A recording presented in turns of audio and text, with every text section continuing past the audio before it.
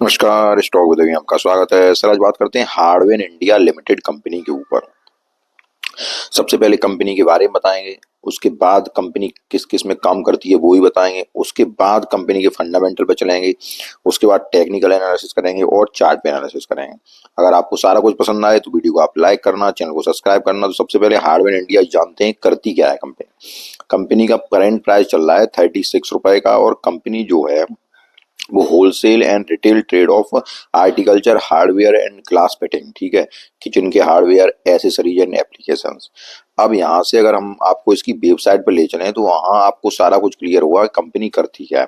ये देखिए आप यहाँ से। सर एक बात और मैं आपको कहना चाहूंगा, जब भी आप किसी कंपनी में निवेश करें, मैं अपने हर वीडियो में लगातार हर व्यूअर को बताता हूँ, और आप ये हमेशा ध्यान रखें कि जब भी आप किसी कंपनी में निवेश करें तब उस कंपनी के फंडामेंटल जानें। सबसे पहले तो ये जानें कि कंपनी करती क्या है, उसके बाद ये जानें कि कंपनी के फंडामेंटल किस प्रकार के हैं, उसके बाद ये जानें कि कंपनी का जो बिजनेस है वो आगे कितना ग्रोथ कर सकता है। जब आप सारा कुछ जानेंगे उसके बाद ही कंपनी में निवेश करें। आपको मेरी बात समझ में आ रही होगी। अगर सर यहाँ आप मार्केट में आए हैं और निवेश करने आए, किसी भी प्रकार की ट्रेडिंग से बचें, चाहे वो कौन सी एफ एंड मतलब फ्यूचर एंड ऑप्शन हो या इंट्राडे हो, किसी भी प्रकार की ट्रेडिंग से बचें। अगर आप इन सब बातों का ख्याल रखेंगे तो आप मार्केट में पैसा बना पाएंगे। नहीं तो आप कोई छोटी कंपनी देखेंगे और उसमें लाखों रुपए इन्वेस्ट करेंगे और सारे सारे पैसे उसी में इन्वेस्ट कर देंगे, और वो कंपनी नीचे जाएगी, आपको मार्केट से निकलना पड़ेगा। तो सबसे पहले देखते हैं किचन हार्डवेयर, देखिए। उसके बाद कंपनी के ये देखिए क्या क्या काम करती है, उसके बाद हम थोड़ा आगे चलते हैं। अब इनकी आप प्रोडक्ट रेंज देखिए। देखिए डोर हार्डवेयर है, ठीक है सर, किचन हार्डवेयर है, ग्लास हार्डवेयर है, और बार्डरोवेर हार्डवेयर है, उसके बाद फर्नीचर हार्डवेयर है। तो ये तो मैंने आपको ये दिखाया कि कंपनी करती क्या है, ठीक है सर।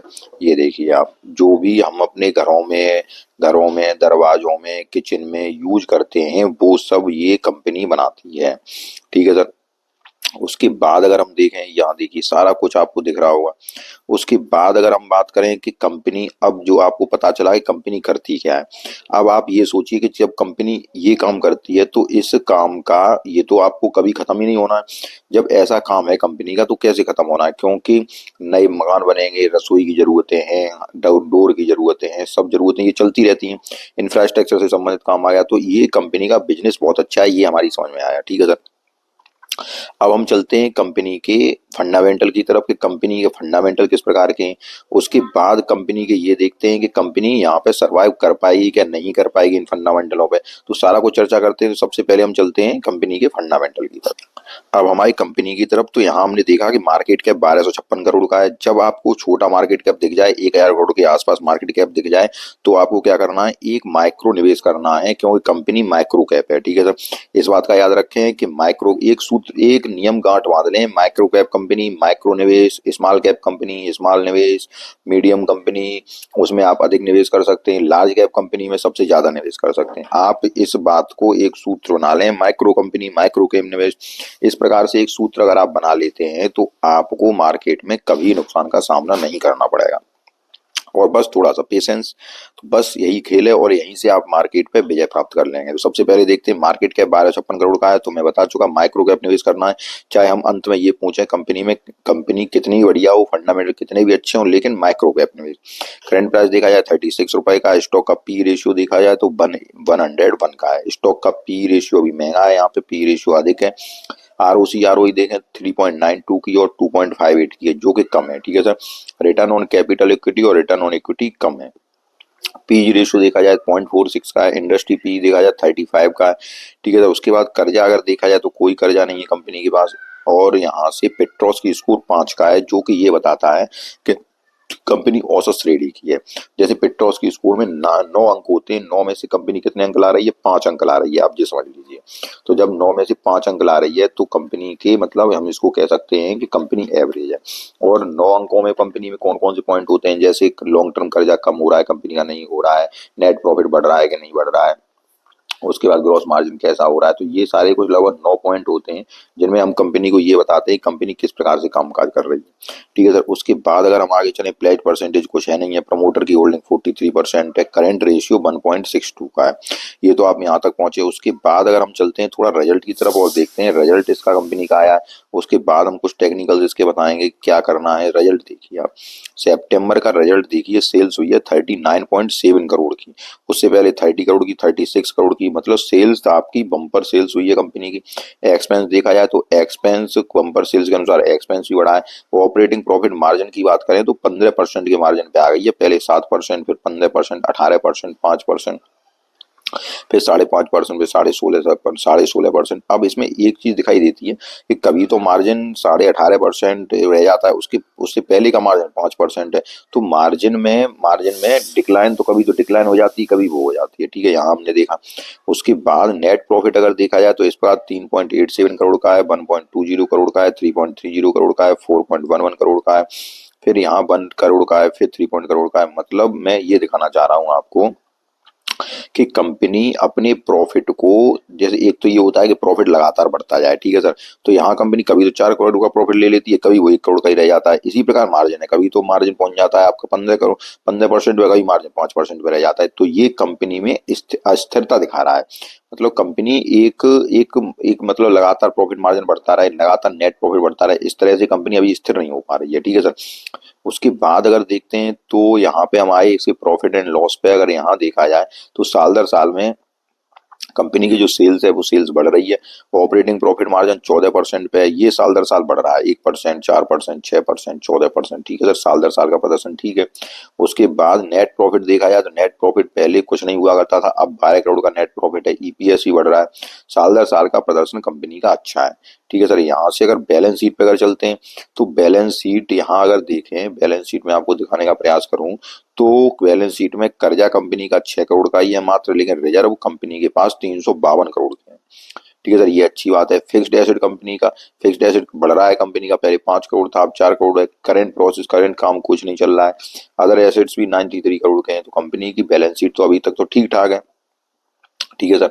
उसके बाद अगर हम रेशियो और देखते हैं कंपनी के, तो रेशियो में हमेशा बताता रहता हूँ कंपनी के जो रेशियो हैं, debtor days, inventory days, days payable, cash conversion cycle, ये कंपनी के आप रेशियो जब भी किसी कंपनी को देखें तो रेशियो जरूर देखें। ये कंपनी को क्या बताते हैं, ये कंपनी को बताते हैं कंपनी कामकाज किस प्रकार से कर रही है। ठीक है, ये सब 90 डेज के अंदर होने चाहिए तो बहुत अच्छी बात होती है, क्योंकि मान लो हमें 90 डेज के अंदर हमने कोई काम कर लिया, मान लो कोई कंपनी काम कर रही है और कंपनी अगर सेल्स कर, इन्वेंट्री उसके पास पड़ी है, उसको सेल्स बेच पाती है और पैसे जनरेट कर पाती है, उसके बाद देनदारों को, जो उसके कर्जदार हैं उनको, या जिन पैसे उसने पैसे लिया उनको दे देती है। उसके बाद जो शेष पैसा बचता है उसको अपने कामों में लगाती है, या अपनी फिक्स्ड एसेट बढ़ाती है, अदर एसेट्स बढ़ाती है। तो ये कामकाज अच्छा माना जाता है। तो ये 90 डेज के अंदर होना चाहिए। यहाँ थोड़ा सा ज्यादा है, देखिए डेब्टर डेज 84 दिन पे है, उसके बाद इन्वेंट्री डेज 148 है, डेज पेबल 139 है, कैश कन्वर्जन साइकिल 92 है। ओवरऑल कामकाज ठीक ठाक है कंपनी का। ठीक है सर। उसके बाद शेयर होल्डर पैटर्न अगर देखते हैं तो पब्लिक के पास कितना है, 43.77% का माल।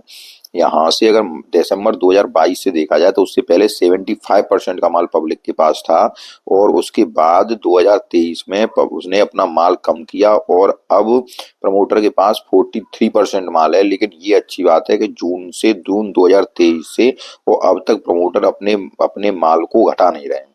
वहीं अगर एफआईआई का माल अगर देखा जाए तो एफआईआई का थोड़ा सा माल बढ़ा है कम इस बार, और पब्लिक का अगर देखा जाए तो पब्लिक का 55% का हमारा स्टेक है। ठीक है सर।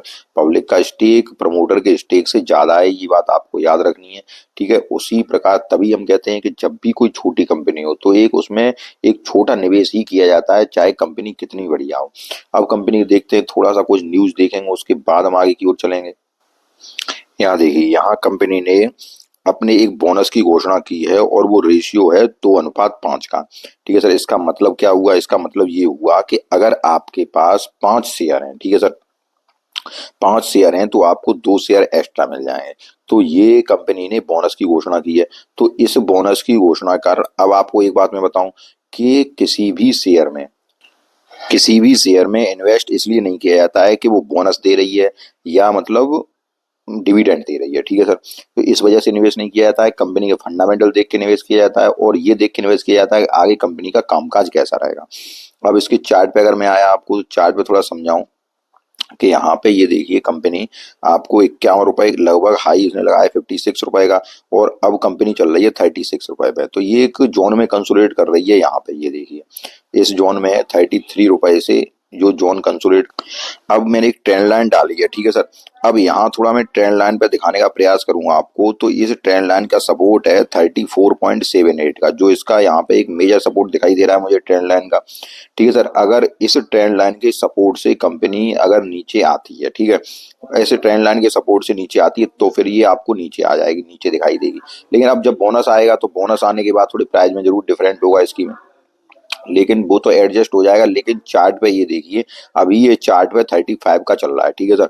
अब आपको इस कंपनी को लेना है तो आप इस प्राइस से इसको आप ऐड करिए। लेकिन यहाँ पे जो इसका मेजर सपोर्ट है वो इसी का यही सपोर्ट है जो ट्रेंड लाइन का भी सपोर्ट है, और ये जो मेजर सपोर्ट है, क्योंकि रिजल्ट इसका बहुत बेहतरीन आया है, तो इस ट्रेंड लाइन के सपोर्ट को कंपनी को नहीं तोड़ना चाहिए 34.58 को। अब आपको एक बात याद रखनी है कि कंपनी के फंडामेंटल ठीक ठाक हैं, लेकिन क्या है कि रिटर्न ऑन कैपिटल इक्विटी और रिटर्न ऑन इक्विटी ये दोनों ही कम है, ठीक है सर। और दूसरी बात क्या है कि 1,000 करोड़ के आसपास की कंपनी है, एक माइक्रो कैप कंपनी है। अब ये माइक्रो कैप कंपनी है तो आपको निवेश माइक्रो ही निवेश करना है।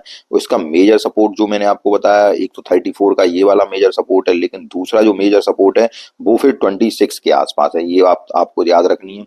हर किसी शेयर में जब भी आप इन्वेस्ट करें तो उसके सपोर्ट देखें कि सपोर्ट कहाँ पे है। अगर आपको चार्ट देखना नहीं आता है तब भी आप चार्ट देखें, नहीं आता है तब भी देखें। जब आप नहीं आता है तब भी देखें तो जरूर कुछ ना कुछ सीखेंगे उसमें, ठीक है सर। अब जो मेजर सपोर्ट है इसका वो 26 का है। अगर ये स्टॉक यहाँ से नीचे आता है तो फिर 26 पे रुकेगा, सबसे पहले तो यहीं रुकेगा। यही यही मेजर सपोर्ट है 26 के आसपास। आपको इन्वेस्ट करना है, थोड़ी थोड़ी क्वांटिटी इन्वेस्ट करिए, ज्यादा इसमें स्टेक लेना नहीं है, ये बात ध्यान रखिए। माइक्रो कैप स्टॉक है और माइक्रो कैप स्टॉक में माइक्रो ही निवेश करना है, अपने पोर्टफोलियो के हिसाब में निवेश करना है। कंपनी का बिजनेस ठीक ठाक है, मैं इसलिए बता रहा हूँ। कंपनी का बिजनेस ऐसा है जो कि कभी खत्म ना होने वाला है, ठीक है सर। कंपनी का बिजनेस अच्छा है और ओवरऑल ठीक ठाक दिखाई दे रहा है। कंपनी जब यहाँ से और थोड़ा अच्छा देगी तो यहाँ से रिटर्न ऑन इक्विटी और रिटर्न ऑन कैपिटल इक्विटी भी बढ़ते चले जाएंगे। इसलिए आपको निवेश एक माइक्रो कैप निवेश ही करना है। ये आप माइक्रो कैप कंपनी को समझ करिए। ओवरऑल कंपनी ठीक ठाक है। जब यहाँ से जब ये निकलेगी कंपनी, जब अभी तो 34 के पास सपोर्ट है, जब ऊपर यहाँ से निकलेगी ये 46 से या जो अपने रेंज को ब्रेकआउट करेगी 52 के आसपास, उसके बाद फिर ये कंपनी आगे की ओर जाएगी, तब हम फिर नया वीडियो बनाएंगे। लेकिन अभी जो मेजर सपोर्ट है वो मैंने आपको बता दी है। एक तो इसी सपोर्ट पे आपको लेना है थोड़ी क्वांटिटी, उसके बाद थोड़ी क्वांटिटी जो ऐड करनी है वो आपको अगर नीचे स्टॉक आए तो 26 के आसपास ऐड करनी है, ठीक है सर। और ये बात याद रखनी है कि कंपनी को आप कंपनी में एक माइक्रो कैप निवेश ही करें, एक छोटा निवेश करें, और इस कंपनी को निवेश करने के बाद 2-3 सालों के लिए छोड़ दें। अपने पोर्टफोलियो के अनुसार निवेश करें और मात्र पोर्टफोलियो में 2% का वेटेज दें, क्योंकि एक माइक्रो कैप कंपनी है तो एक उसी के अनुसार भी आपको इसमें कंपनी में आपको इन्वेस्ट करना है। मैंने आपको सारा कुछ बताने का प्रयास कर दिया, केवल इन्वेस्टमेंट के पर्पज में बताने का प्रयास किया है, कोई ट्रेडिंग नहीं है। और कंपनी यहाँ से किसी भी प्रकार की ट्रेडिंग, क्योंकि मार्केट तो भी नेगेटिव चल रहा है, इसलिए कोई भी ट्रेडिंग नहीं, केवल इन्वेस्टमेंट के पर्पज में मैंने आपको बताया, ठीक है सर। आपको सारी बात समझ आई होगी। अगर वीडियो आपको पसंद आए तो वीडियो को लाइक कीजिए, चैनल को सब्सक्राइब कीजिए। धन्यवाद।